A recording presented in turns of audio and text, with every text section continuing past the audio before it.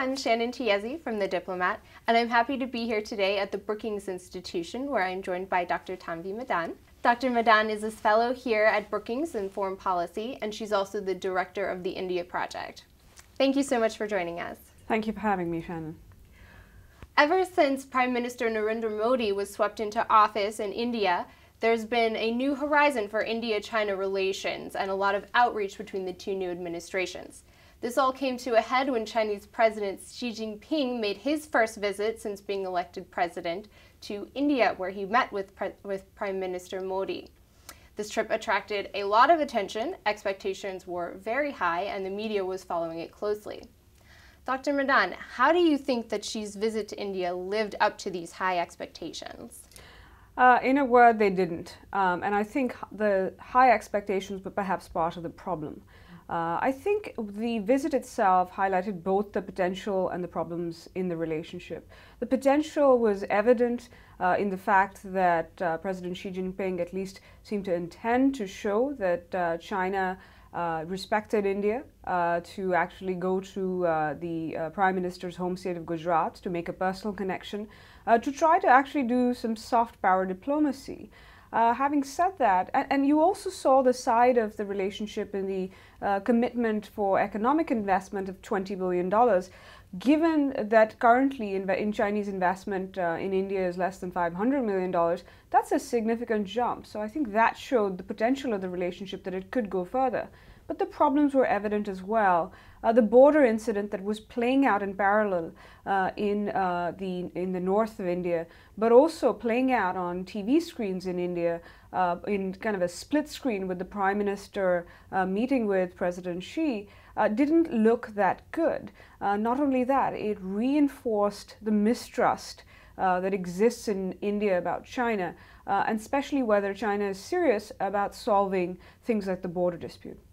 And this actually became a topic of discussion in the official conversations between Prime Minister Modi and President Xi.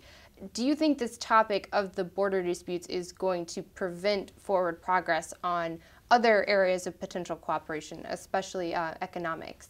I think it can. I think you saw this in the joint statement, or rather the statements that the Indian Prime Minister gave and President Xi gave. In his statement, the Indian Prime Minister, and I suspect this is not the statement he thought he would be giving. I think he thought he would be giving a much more economic, opportunity-focused speech or a statement.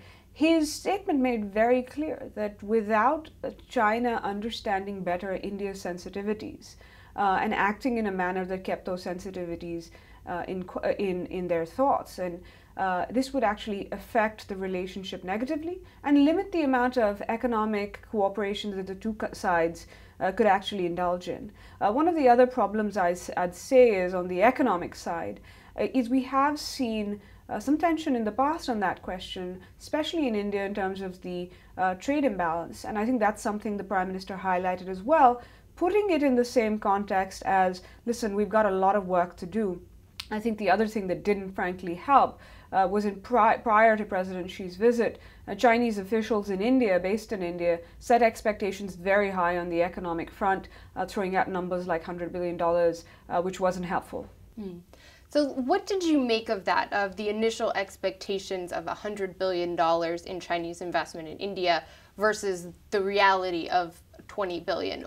Why the disconnect between those figures? I think, and this is my assessment, it involves a certain amount of speculation because we don't know what exactly happened. But one could assess that perhaps you have to put the statements that were being made in context. Prime Minister Modi had just returned from Japan with a commitment for investment and assistance of about $35 billion over 7 years. He had a very successful visit to Japan, both in terms of substance, maybe not as high as in terms of deliverables as people thought, but especially in terms of optics. And I think what might have happened is there might have been some kind of attempt on the part of Chinese officials to try to say, oh, we are going to also be delivering major commitments. And so throwing out the $100 billion over 5 years and even more, but also kind of the explicit comparisons that one of the Chinese officials based in India made, saying, compare this to what Japan offered. I think some of what was at play was really kind of a comparison saying, we can play this game too. We are also trying to court you in a way that in a kind of competitive courting sense. So I think that's partly what happened. I think one of the issues might have been in terms of what actually happened in terms of it coming down to $20 billion. There is some speculation that the $100 billion figure that was put out there was partly for infrastructure and development. If India had joined the new Silk Route initiative or one of the maritime Silk Road initiatives, and India clearly declined to do so on this visit at least. Mm-hmm. And Xi Jinping's trip as a whole was very focused on promoting especially the maritime Silk Route, with his stops in the Maldives and in Sri Lanka.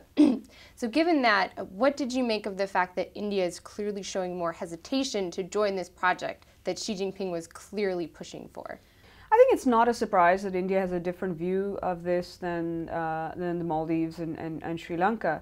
For the Maldives and Sri Lanka, this is a way to get investment, to get infrastructure, to get technology into their countries. It's also a way to kind of not quite play one off against each other, but also have multiple countries court them, bring in investment, bring in support. So I think it's not surprising that they would be interested. For India, the calculations are somewhat different. This is seen very much, or both these initiatives are seen as Chinese-led. There is some hesitation about maybe engaging in what is clearly a Chinese-driven project, especially since it goes through areas where India has traditionally had kind of established relationships or wants to establish its own relationships. So you did see India kind of say that they would be more keen and continue to talk about BCIM, the Bangladesh, China, India, Myanmar project. But these other Chinese-led initiatives, you've seen that kind of India not be forthcoming on that. Now, there is an interesting development more on the security front, with India, along with Pakistan, applying to be the first new members to the Shanghai Cooperation Organization, which is also seen as sort of a Chinese-led group, even though Russia is obviously also a powerful factor. So given India's willingness to join the SCO, do you see potential for more China-India cooperation on security issues and regional stability issues? I think the one area where you might see China-India cooperation, or at least sharing of information, and we've already seen some of it, is Afghanistan. There is a shared interest in stability there. The big question is, how will China deal with Pakistan on the issue, given the connection of Pakistan with Afghan stability? But broadly, in terms of the SCO, India has put it in its application. China has endorsed Indian membership, and I think that was one of China's ways to show that it is supporting India's membership of an international multilateral institution. It didn't quite come out and endorse a seat for the Indians, a permanent seat at the UN Security Council, but the SCO is something that they've put out there. They have an interest in including India. I think India sees the SCO as potentially another club that it can join to expand its relations with Central Asia and with traditional partner Russia there, perhaps to also ensure that it's not left out of the conversation. I think the question many in India have, and there is a debate about whether it's a good idea for India to have joined this or seek to join this or not, is what is in it for India broadly, and is it really a good idea to be in this group that is clearly led by China, led by Russia, but also has a pretty anti-Western tint to it at times. And we talked a little bit earlier about how Prime Minister Modi's trip to Japan really colored Xi Jinping's trip to India. And Modi has also been very active in outreach to other countries in the neighborhood, particularly Bhutan and Nepal, which he visited earlier this year. So it's obvious that India-China relations is just one part of the picture. Mm-hmm. How does that particular bilateral relationship fit with Modi's broader vision for Indian diplomacy in the Asia-Pacific? I think what we saw initially, I think one thing is clear is that many people were expecting Prime Minister Modi not to focus on foreign policy. He's clearly made that a priority, and I think he's made it a priority because he realizes it's linked to the achievement of Indian domestic goals.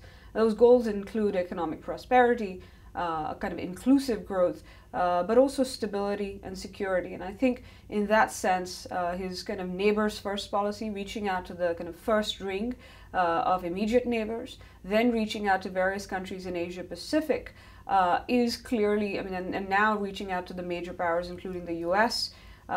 Soon President Putin will be in Russia.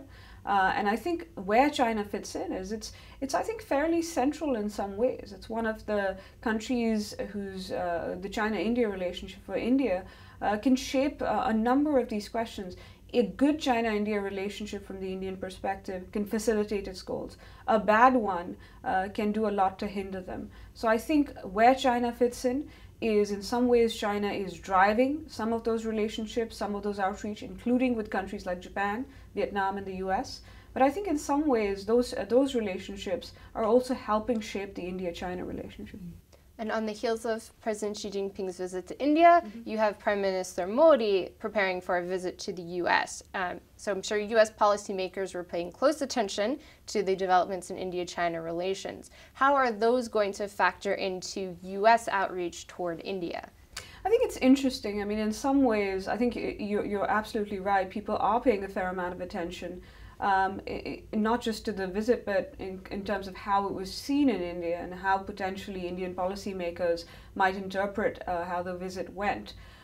India-US relations have always been shaped to a certain extent by their relations, the two countries' relations with China, and I don't think that's going to change anytime in the near future. I think it'll only increase. So I think what the US and India both have kind of a Goldilocks principle at work when it comes to their relations with China. Neither wants the other to have too close a relationship or too heated a relationship with China, because for a number of reasons. But I think what policymakers in the US will see is, in some ways, the fact that